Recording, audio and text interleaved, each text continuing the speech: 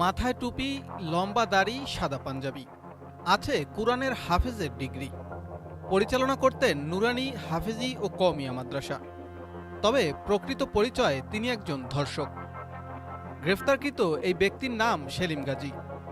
সম্প্রতি এই মাদ্রাসা শিক্ষকের বলৎকারের শিকার হয়ে প্রাণ হারিয়েছেন ১৩ বছর বয়সী এক মাদ্রাসা ছাত্র।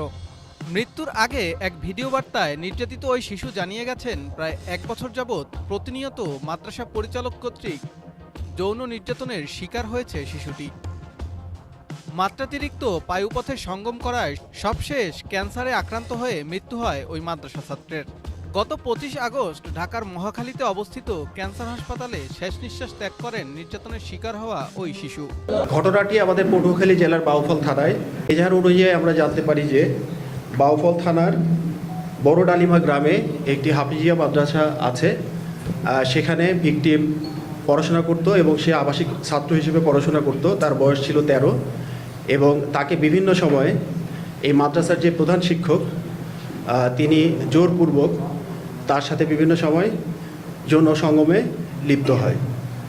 এরই পরিপ্রেক্ষিতে সে একসময় অসুস্থ হয়ে পড়ে এবং তাকে বাউফল স্বাস্থ্য কমপ্লেক্সে প্রেরণ করা হয়। সেখানে তার অবস্থার উন্নতি না হলে তাকে ঢাকায় প্রেরণ করা হয় এবং সর্বশেষে সে ঢাকা ক্যান্সার হাসপাতালে গত ২৫ তারিখে মৃত্যুবরণ করে।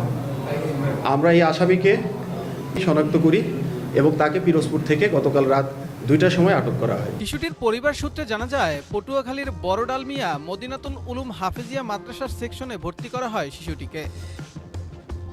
গত বছর অক্টোবর থেকে প্রায় ১ বছর শিশুটির সাথে যৌন নির্যাতন করে আসছিল লম্পট এই মাদ্রাসা শিক্ষক। এমনকি এই ঘটনা কাউকে না জানাতে শিশুটিকে নানা রকম ভয়ভীতিও দেখাতেন অভিযুক্ত শিক্ষক সেলিম গাজী।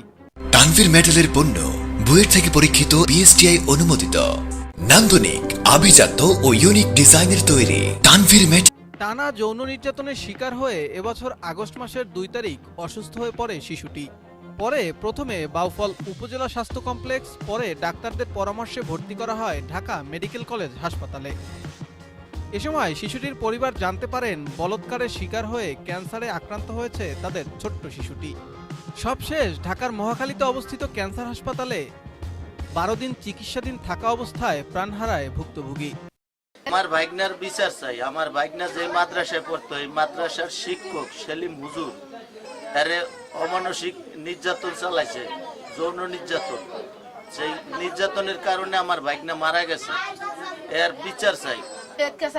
নাম সেলিম গাজী হুজুর, হে একজন মাদ্রাসার শিক্ষক, আরো ২-৩ জায়গায় ইয়া করছে। আর আমরা এর বিচার চাই। তাহলে আমরা কি ওদের কি মাদ্রাসায় পড়াইতে পারবো? আমরা তো খুব আতঙ্কে আছি যে আমার একটা সন্তানই আমরা মানুষ করতে পারলাম না শিক্ষকের কাছে, তাহলে আমাদের বাকি ৩টা সন্তান আমরা কিভাবে মানুষ করব? শুধু আমরা না, গ্রামবাসী অন্য মানুষও খুব আতঙ্কে আছে আলরাফির আব্বাসের এই ঘটনার জন্য আর কি। শিশু মৃত্যুর পরপরই গা ঢাকা দেন অভিযুক্ত মাদ্রাসা পরিচালক সেলিম গাজী, কিন্তু শেষ রক্ষা হলো না। র্যাবের অভিযানে গতকাল রাতে পিরোজপুরের নেসারাবাদ থেকে আটক করা হয় লম্পট শিক্ষক সেলিমকে। আটকের পর আসামিকে পটুয়াখালী থানায় হস্তান্তর করা হবে বলে জানিয়েছে র্যাব ৮-এর অধিনায়ক। সাব্বির খান, BHS TV, বরিশাল।